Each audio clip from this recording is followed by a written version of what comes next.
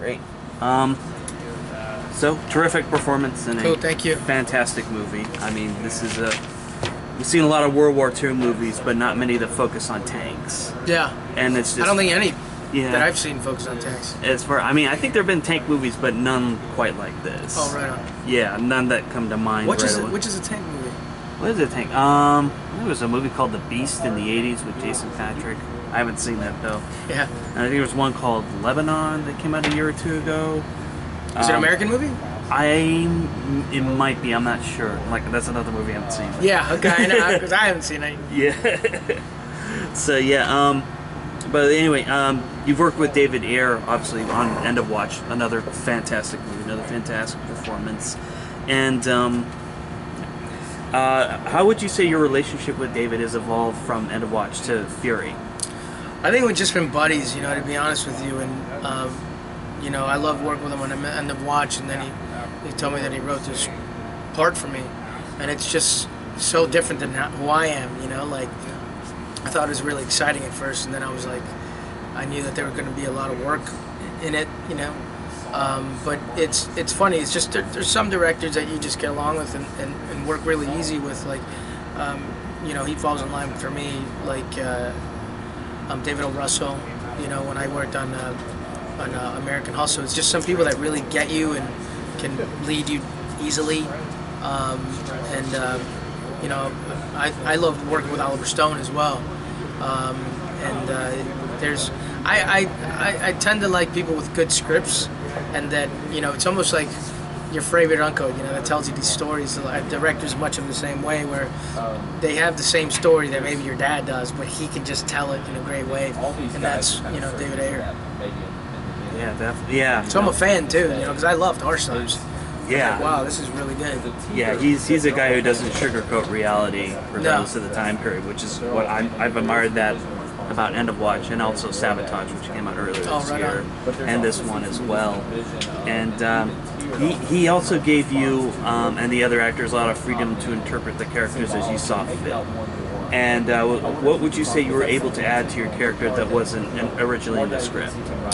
Well, it was so funny, but a lot of what I did was in the script. You know, you know, for instance, in End of Watch, it was a different kind of joking. We were joking around, but it was, you know, I put a lot of humor into it, or I tried to at least. And then so he made me a little bit, you know, I was cracking jokes all the time, you know. But it's a very specific way of joking, because it's a very Latin way of telling jokes, you know, and the weird sense of humor. It's not necessarily sarcastic, it's more like exaggeration in a way. And so he wrote me a lot of the stuff, and then I added some stuff, but a lot of it was, you know, was indicated by the scenes. Great. And how long did it take, because I know you all had a chance to work in the tank and to get things working on that and to sort of know your way around. How long did you think it took for you to be able to work everything in the tank that your character does? I mean, we'd had like 6 weeks, you know what I mean? And driving the tank is tough, dude. It's like, it's an old Sherman tank. They didn't work the best. They, you know, spit them out of the assembly line as quickly as possible. And, you know, the Germans, on the other hand, were like unbelievable. The Tiger tanks, you know, it took like 5 Shermans to put down 1 Tiger tank usually. And it's in the movie as well. And, you know, just the steering alone, like just the sticks like this, and then having to, there's no seat belts, and then having to, you know, do the double clutch. I don't know if you know what that is. It was a whole thing. And, you know, to go from second to third, that took me like 2-3 weeks because of the double clutching. I was just not used to it, you know. But then, you know, after that, you'd go 30-40 miles an hour in the tank, and, you know, Brad Pitt and Shia were like, yeah, boy, that's the way to go. And you start getting into it. And I remember Brad's like, I'm not gonna lie, boys, I like going fast in this machine. And it's cool, man. It's the, you know, it's a tank. Yeah. And did you guys? I have to ask. Did you guys ever have ear protection when you were doing? No, we couldn't, because then we couldn't. We couldn't really listen to the other person's dialogue. Oh, I see. So yeah. it was always like, you know, I had on other things because I had to talk and communicate with people when I'm doing a shot and I'm really driving. Oh, okay. I'm really driving, you know. So I have to I have to listen to the stunt guy and make sure that there's at any time they're like, kill it, stop. Yeah. Yeah, I was figuring it's got to be really loud in there. Yeah, it's really loud. You can't hear it very, very well in there. Yeah, which explains why people keep yelling all Exactly. over the place. Yeah. Sorry, 1 sec. I just got to check something here. Oh, it is. Okay, good. Sorry. And then, like I said, at the press conference, one of the best scenes is in the dinner scene between, you and the other guys and the German girls, and where you get together, and it's like, it starts off in a hostile manner, but it ends up evolving to something a little more humane, or they regain their humanity. And I was curious, what was it like shooting that scene? It was a tough scene to shoot, because I'm like, just like in a lot of David Ayer's movies, like it's all subtext, and we all had to prepare for it, and there was like no punches being pulled. Like we would do improv off screen, not like the dialogue, and then knowing that he's only going to use whatever's scripted, but to get us in the mood, to get us, there was a lot of off-camera banter that for sure you wouldn't be able to put in the movie because there was a lot of personal shit, and then like it was unbelievable, but it's really uncomfortable, but so is that scene. The scene's supposed to be uncomfortable. Yeah. So, there's a couple times when you see, somebody looking at you, and basically it's because you're fucking mouthing off some shit that you either made up or don't give a fuck about their character, about the person. And there's a couple times where like you can tell like Brad was like, oh, you just kick your ass or something, or us, and then Shia, like we all did it to each other that day. Yeah, the dynamic in the scene was very tense. It was very interesting the way it was set up. And then,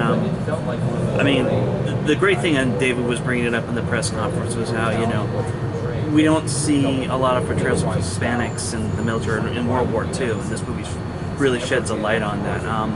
In the process of doing research, was there anything that surprised you about that, or anything else in the research?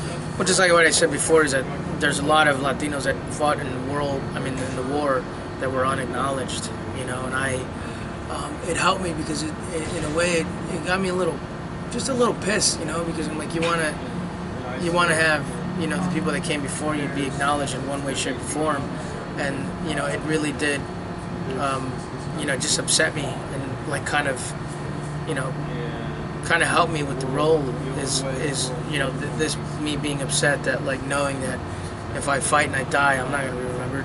A lot of people aren't going to remember me, and just it's one of those things that it's a beauty that you're able to see the future and then come back, and really use that research, to do a movie in 1945.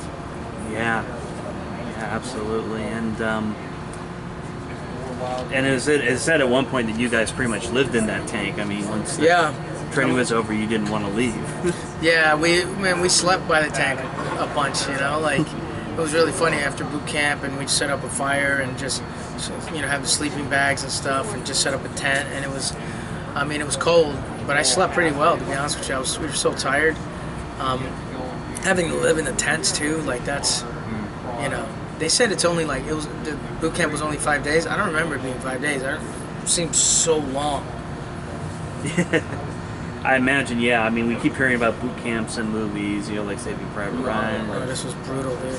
But yeah, this sounds like pretty much like that. It was very brutal, and so yeah, I mean, the exhaustion does come across everybody's face. Yeah, we were all tired, dude, all day because we were shooting French hours. We'd get there, we'd eat or whatever, like, and be in the cold all the time. And if you were somebody else was shooting, they had their scene, we'd all show up, and having no lunch break. We would eat, of course, but we wouldn't have a lunch break so that we could save all the light. Yeah. And then going home, and then the only thing that you did was worked out and then went to sleep and repeated. So worked out all the time. I worked out with Bernthal a bunch, and Shia was always running as well. So you wanted to stay in shape. You wanted to sunken-in cheeks to show up and just look like of the time. Yeah, definitely. And the other thing is that each of the characters is very complex. I mean, you have like Shia's character, who's he's a killer, and yet he's very much about the Bible, about reading the Bible and saying sayings. And your character, is sort of in between. You know, he's fighting for his people, yet at the same time he's not, as you point out, he's kind of not liked on either side. So yeah, but what was it like portraying that complexity or that kind of a complex character in this situation? You know, whenever I think of a complex character, I don't really think of it like I don't think of myself as a complex person, but there's sides of me that, you know, might be odd or interesting. So you just want to show as many colors of a person and their different reactions to different things, and that's what I try to do with this guy, where, you know, sometimes he would be crying for no reason, which would happen in war. You know, especially when they're decompressing, like, you know, in the old footage that I used to see, like, there'd be some dude just start crying out of nowhere. You know, maybe it's an image, maybe it's the apathy of what's happening right now.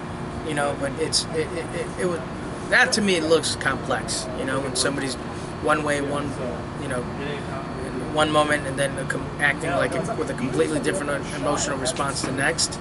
And that's what I try to focus on. Great. And then I did have one last question. I had to ask you about Ant-Man, and if you could possibly tell us anything about your role in that film. I can't tell you anything about but I can tell you that so far it's really, really good to be working on that movie. Paul Rudd is amazing. I know he's going to be awesome as Ant-Man. Michael Douglas is in it. Evangeline Lilly. You know, who's the other guy in it? God, David, I forget his last name. It's like Mcchichion, whatever. But he was in Batman, and he was also in Prisoners. Damn it. Yeah, no, I saw Prisoners. Prisoners was brilliant. Yeah, I'm gonna get you his name right now, and I'm not gonna be able to say it. Dasmolchin. That's right. David Dasmolchin. So he's a really good actor. He's really funny in it. But I can't wait to keep shooting. I'm going to shoot actually on Monday. Great. Yeah. Great. Now we're looking forward to that. It's been talked about for a while, so. But, yeah. Right on. But this movie is fantastic. Seriously, thank you very much for your time.